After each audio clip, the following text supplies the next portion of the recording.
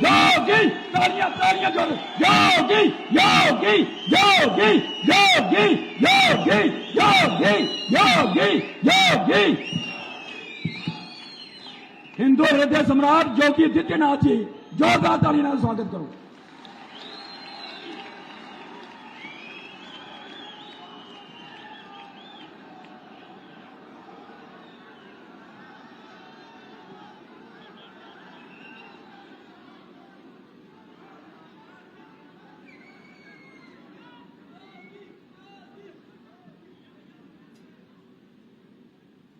जयकारा चौतरा महामाई दा, जयकारा शेरावाली माई दा। भारत माता की, भारत माता की, भारत माता की। वंदे वंदे वंदे।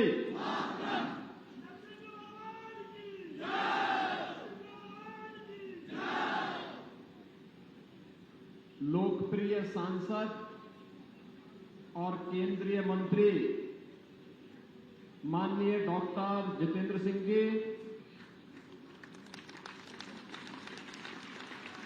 भारतीय जनता पार्टी के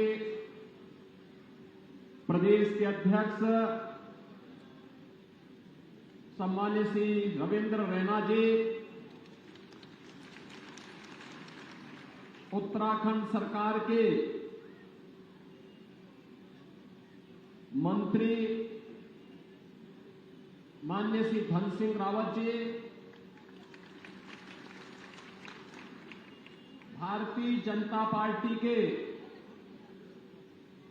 रामनगर क्षेत्र से लोकप्रिय प्रत्याशी डॉक्टर सुनील भारद्वाज जी,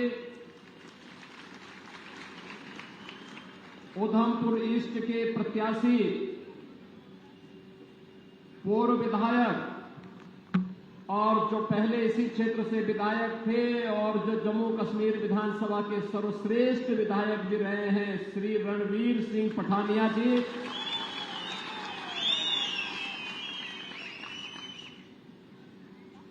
एक शहीद परिवार की बेटी जिन्होंने मातृभूमि के लिए, जिस परिवार ने मातृभूमि के लिए और राष्ट्रवादी मिशन के लिए अपने आप को बलिदान किया, उस परिवार की बेटी सुश्री सगुन परिहार जी, जिलाध्यक्ष अरुण गुप्ता जी, पूर्व मेयर चंद्रमोहन गुप्ता जी, भारतीय जनता पार्टी के हमारे सभी पदाधिकारीगण, भारी संख्या में रामनगर, उधमपुर, किश्तवाड़ से जुड़े हुए मेरे सभी उपस्थित बहन और भाइयों, ये मेरा सौभाग्य है कि मुझे आज प्रभु राम की पावन जन्मभूमि अयोध्या धाम की धरती उत्तर प्रदेश से रामनगर की सभा के माध्यम से आपसे संवाद करने का अवसर प्राप्त हो रहा है। आप सबका मैं हृदय से अभिनंदन करता हूं, स्वागत करता हूं। बहनों और भाइयों, डबल इंजन सरकार की क्या ताकत होती है, अगर इसका उदाहरण देखना है तो उत्तर प्रदेश के अंदर 500 वर्षों के बाद अयोध्या धाम में रामलला के भव्य मंदिर का निर्माण और रामलला का वहां पे विराजमान होना इसका उदाहरण है। एक बात समान रूप से है, जब अयोध्या में रामलला के मंदिर निर्माण के कार्यक्रम को लेकर के हम आगे बढ़े थे, तब जो लोग इसमें बाधक थे, जिनकी चर्चा मैं करने वाला हूं अभी कुछ देर बाद, ये लोग कहते थे कि अगर राम मंदिर के पक्ष में फैसला हुआ और राम मंदिर का निर्माण हुआ तो खून की नदियां बहेंगी। हमने कहा ये नया भारत है, खून की नदियां नहीं बहती हैं, ये अपनी सुरक्षा करना भी जानता है और सुरक्षा में सेंध लगाने वालों की वह दुर्गति करता है।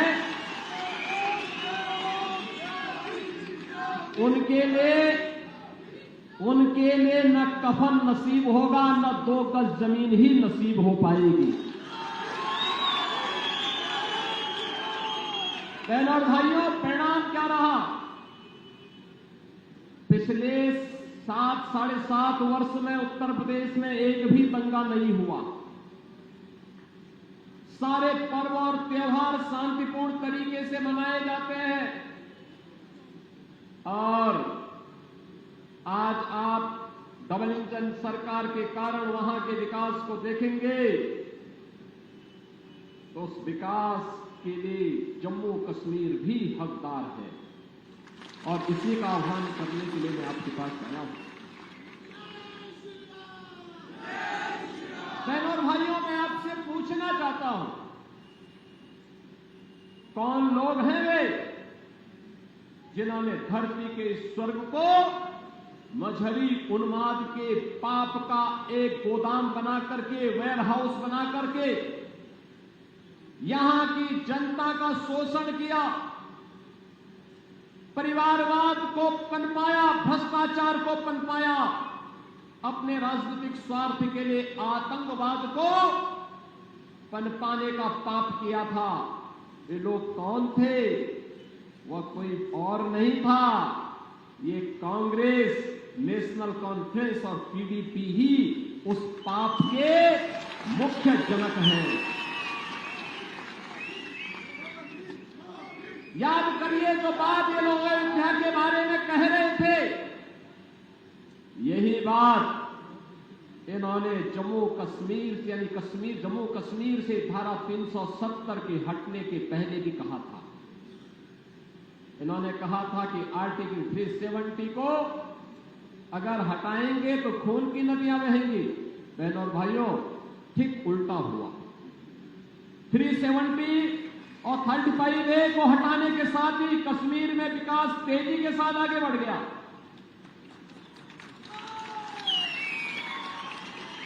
टेरिस्ट स्टेट से आज एक टूरिज्म डेस्टिनेशन का बेहतरीन स्टेट बन गया है। आज यहां हाईवे बन रहे हैं, आज यहां पर IIT, IIM, एम्स जैसे संस्थान स्थापित हो रहे हैं। आज यहां पे देश का सबसे बड़ा और सबसे ऊंचा ब्रिज जम्मू कश्मीर के अंदर बन रहा है और यहां पे टनल बनकर के दूरी को कम से कम करने के कार्य हो रहे हैं। आज यहां के नौजवानों के हाथों में रोजगार है। कांग्रेस, नेशनल कॉन्फ्रेंस और पीडीपी ने यहां के नौजवानों के हाथों में टैबलेट नहीं दिया, तमंचा पकड़ाया था, तमंचा पकड़वाने का काम कराया था। लेकिन भारतीय जनता पार्टी की, मोदी जी के नेतृत्व की सरकार ने उन्हें स्किलफुल बना करके टैबलेट के साथ जोड़ करके उनके हाथों को रोजगार देने का कार्य किया है, रोजगार देने के लिए कार्य कर रही है। बहनों और भाइयों, मैं आज इसीलिए आपके पास आया हूं आपसे कहने के लिए, ये जम्मू कश्मीर विधानसभा का चुनाव इन्हीं बातों को लेकर के चल रहा है। जो लोग कहते हैं कि हमारी सरकार अगर आती है तो 370 हम फिर से वापस लाएंगे, यानी 370 को वापस लाने का मतलब आतंकवाद के पुराने दौर को, परिवारवाद के और भ्रष्टाचार के पुराने दौर को जम्मू कश्मीर पर फिर थोपने का एक कुत्सित प्रयास। ये लोग वही लोग हैं जिनको शांति नहीं चाहिए, जिनको सौहार्द नहीं चाहिए, जिनको विकास नहीं चाहिए, जिनको केवल सत्ता चाहिए, सत्ता चाहिए। और सत्ता प्राप्त होने के बाद इनका व्यवहार क्या होता है, ये किसी से छुपा हुआ नहीं है। आपने देखा होगा जब ये सत्ता में थे, चाहे वह कांग्रेस की सरकार रही हो, चाहे वह नेशनल कॉन्फ्रेंस की सरकार रही हो, चाहे वह पीडीपी की सरकार रही हो, जब भी उन्हें जम्मू कश्मीर में शासन करने का अवसर प्राप्त हुआ, इन्होंने आतंकवाद को पनपाया, यहां के संसाधनों पर लूट खसोट की। वर्ष में 12 महीने होते थे, 8 महीने ये यूरोप और इंग्लैंड में व्यतीत करते थे और बाकी 4 महीने 3 महीने दिल्ली में। आप बताओ, 1 महीने में जम्मू कश्मीर जैसा राज्य कैसे संचालित होता? क्या नहीं खेला जम्मू कश्मीर के मेरे बहनों और भाइयों ने। उन्होंने विभाजन की त्रासदी को झेला, उन्होंने आतंकवाद को झेला, उन्होंने पलायन को झेला, उन्होंने उपेक्षा को झेला और फिर अंततः देवयोग से, भारत के सौभाग्य से प्रधानमंत्री मोदी जी का यशस्वी और नेतृत्व आज देश को प्राप्त हुआ। परिणाम हमारे सामने है। जो सपना 1952-53 में डॉक्टर श्यामा प्रसाद मुखर्जी ने देखा था, याद करिए, ये धारा 370 आर्टिकल 370 एक कांग्रेस के पापों की जड़ है। इस 370 को हटाने के लिए डॉक्टर श्यामा प्रसाद मुखर्जी ने अपना बलिदान दिया था और उस समय उन्होंने एक नारा दिया था, एक देश में 2 प्रधान, 2 विधान, 2 निशान नहीं चलेंगे, नहीं चलेंगे। इसके लिए उन्होंने अपना बलिदान दिया था। बलिदान की एक बड़ी परंपरा, लंबी परंपरा जम्मू कश्मीर के अंदर है। बहनों और भाइयों, भारतीय जनता पार्टी और भारतीय जनसंघ का एक एक कार्यकर्ता नारा लगाता था, जहां हुए बलिदान मुखर्जी, वह कश्मीर हमारा है। जहां हुए बलिदान मुखर्जी, वह कश्मीर हमारा है। और बहनों और भाइयों, 370 के हटते ही कश्मीर विकास की मुख्य धारा के साथ फिर से जुड़कर के तेजी के साथ आगे बढ़ गया। आज यहां टूरिज्म नहीं, आज टूरिस्ट आ रहा है। आज यहां पर सामूहिक नरसंहार नहीं, आज यहां G20 के समिट हो रहे हैं। G20 के अंतर्राष्ट्रीय सम्मेलन आज आपके जम्मू कश्मीर के अंदर हो रहे हैं। ये नया कश्मीर है, विकास के प्रति जो आग्रही बनकर के तेजी के साथ आगे बढ़ रहा है। और विकास ही नहीं, याद करिए, कांग्रेस, नेशनल कॉन्फ्रेंस, पीडीपी, इन तीनों की तिगड़ी, ये तिकड़मबाज है। यहां के भ्रष्टाचार को पनपाने वाली, यहां अराजकता को पनपाने वाली, यहां के विकास को रोकने वाली, यहां पे परिवारवाद को बढ़ावा देने वाली और यहां पे अपने स्वार्थ के लिए आतंकवाद को पनपाने वाली। इन्होंने लोक कल्याण का कार्य भी नहीं किया। याद करिए, आज मोदी जी के नेतृत्व में भारत के 80 करोड़ लोग फ्री में राशन की सुविधा का लाभ प्राप्त कर रहे हैं। 4 करोड़ गरीबों को एक प्रधानमंत्री आवास मिल गया है। 60 करोड़ लोगों को आयुष्मान भारत में 5 लाख रुपए की स्वास्थ्य बीमा का कवर प्रतिवर्ष प्राप्त हो रहा है। 10 करोड़ गरीबों को उज्ज्वला योजना का रसोई गैस का कनेक्शन मिल गया है। 12 करोड़ गरीबों के घर में एक शौचालय बन गया है। बहनों और भाइयों, कांग्रेस ने, नेशनल कॉन्फ्रेंस ने, पीडीपी ने यहां के बकरवालों को, यहां के गुजरों को, यहां के वाल्मीकि समुदाय के लोगों को, यहां के दलितों को उनके हकों से वंचित करके रखा था। भारतीय जनता पार्टी है, आज मोदी जी के नेतृत्व में उन्हें इनका उपहार उन्हें वापस दे रही है, उनके जीवन में परिवर्तन लाने का कार्य कर रही है। और इसीलिए ये लोग, कांग्रेस हो, नेशनल कॉन्फ्रेंस हो, पीडीपी हो, ये इसीलिए परेशान है। ये कहते हैं कि वापस आएंगे, समाप्त करेंगे। हम कहते हैं अब तुम्हें कभी वापस नहीं आना है। जितना लूट लिया है बहुत है। अब तो जनता जनार्दन इन तीनों की तिकड़मबाजी तिगड़ी को विदा करने के लिए संकल्प ले चुकी है और उस संकल्प के साथ जोड़ने के लिए ही बहनों और भाइयों आज मैं आपके पास आया हूं। आप सबसे कहने के लिए कांग्रेस नारा देती है, कहती हाथ बदलेंगे हालात।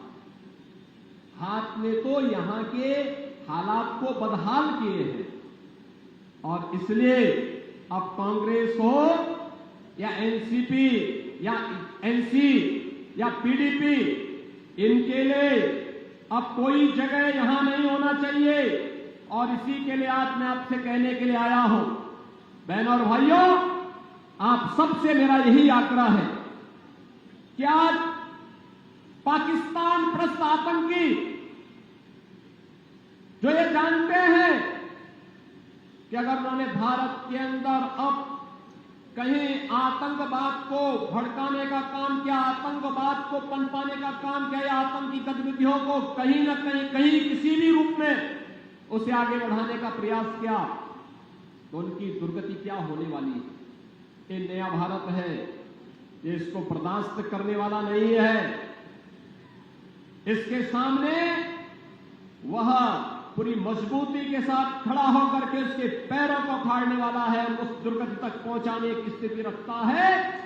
जो मैंने पहले भी कहा कि आतंकवाद के लिए जीरो टॉलरेंस की जो नीति आज भारत की है, आतंकवादियों की वो दुर्गति करेंगे, न उन्हें ढकने के लिए कफन ही मिलने वाला है और न दफनाने के लिए 2 गज जमीन ही प्राप्त होने वाली है। बहनों और भाइयों, जम्मू कश्मीर के बारे में जब भारत के बारे में बात आती है, ये चुनाव इस बात को भी प्रदर्शित करने वाला है। हम लोग बचपन में गाते रहे हैं, बिना सिंध के हिंद कहां है, रावी बिन पंजाब नहीं, गंगा आखिर खुश हो कैसे जब तक संग चीनाव नहीं है। बहनों और भाइयों, पाकिस्तान आज परेशान है 2 कारणों से। एक, अपने ही कर्मों की सजा भुगत रहा है। बलूचिस्तान कहता हमें पाकिस्तान में नहीं रहना, क्योंकि बलूचिस्तान के लोग कहते हैं, बलूचिस्तान के लोग कहते हैं कि साहब पाकिस्तान की हुकूमत कहती सारी विदेशी है। ये बलूचिस्तान के लोग अपने को अलग कह रहे हैं। और याद रखना, भारत सरकार ने भी घोषणा की है कि water and terrorism don't flow together, यानी भारत सरकार ने एक साथ घोषणा की है, पाकिस्तान को 2 टुक कहा है कि आतंकवाद और सिंधु नदी का जल प्रवाह साथ साथ नहीं चल सकते। 1960 के सिंधु जल बंटवारे की समीक्षा करने का आदेश भारत सरकार ने दे रखा है। 1960 के जल बंटवारे का मतलब अभी तक तो पाकिस्तान के हाथों में इन 75 वर्षों में कटोरा आया है। अब एक एक बूंद पानी के लिए तरसेंगे लोग, एक एक बूंद पानी के लिए तरसने वाले हैं। बहनों और भाइयों, मैं तो आपसे ही कहने के लिए आया हूं, जम्मू कश्मीर के अंदर भारतीय जनता पार्टी की डबल इंजन की सरकार लाइए, सुरक्षा और विकास भी पाइए और सरदेव अटल जी का सपना भी साकार करिए, जिन्होंने कहा था कि हमें खंडित भारत नहीं अखंड भारत चाहिए, अखंड भारत का सपना साकार करना है। याद रखना, पाक अधिकृत कश्मीर तैयार बैठा है। वह भी कहता है कि हमें अब पाकिस्तानी हुकूमत के साथ नहीं रहना है, यहां भूखों मरने से अच्छा है कि हम जम्मू कश्मीर और भारत का हिस्सा बनेंगे और अखंड भारत के सपने को साकार बनने में सहभागी बनेंगे। और बहनों और भाइयों, ये जम्मू कश्मीर विधानसभा का चुनाव इसी दृष्टि से हमारे लिए महत्वपूर्ण है। मेरी आप सबसे अपील है, भारतीय जनता पार्टी ने अपने प्रत्याशी के रूप में रामनगर से डॉक्टर सुनील भारद्वाज को अपना प्रत्याशी बनाकर के आपके बीच उतारा है। डॉक्टर सुनील भारद्वाज एक युवा और कर्मठ प्रत्याशी आपके बीच में है। ये रामनगर है, स्वाभाविक रूप से राजा राम के नाम पर और अयोध्या की स्मृतियों को भी आपके साथ जोड़ने के लिए रामनगर की स्मृति आपके साथ रहेगी। पिछली विधानसभा में सर्वश्रेष्ठ विधायक के रूप में जिस विधायक ने कार्य किया, ऐसे रणवीर सिंह पठानिया, ये उधमपुर ईस्ट के प्रत्याशी हैं। उधमपुर ईस्ट के प्रत्याशी के रूप में आपके बीच में है। और सुश्री सगुन परिहार, एक शहीद परिवार की बेटी। तीन लोगों ने, जिसमें से दो आज चुनाव बाकी हैं, लेकिन तीसरी बेटी भी इसलिए आई है कहने के लिए कि हमारे परिवार ने बलिदान इसलिए दिया है, हमारा परिवार बलिदान इसलिए दिया है जिससे जम्मू कश्मीर अखंड भारत के निर्माण में अपना योगदान दे सके। उनके पिता ने, उनके चाचा ने अपना बलिदान इसलिए दिया। इन तीनों प्रत्याशियों के लिए आज यहां पर जो चुनाव 1 अक्टूबर को है, जिसमें डॉक्टर सुनील भारद्वाज और रणवीर सिंह पठानिया, इन दोनों प्रत्याशियों के लिए कमल चुनाव चिन्ह पर आप सबसे विकास, सुरक्षा और सुशासन के लिए भारी बहुमत से भारतीय जनता पार्टी को विजयी बनाने के लिए आप सबसे करने के लिए आपके बीच आया हो। आप सबका आशीर्वाद इन प्रत्याशियों को प्राप्त होगा।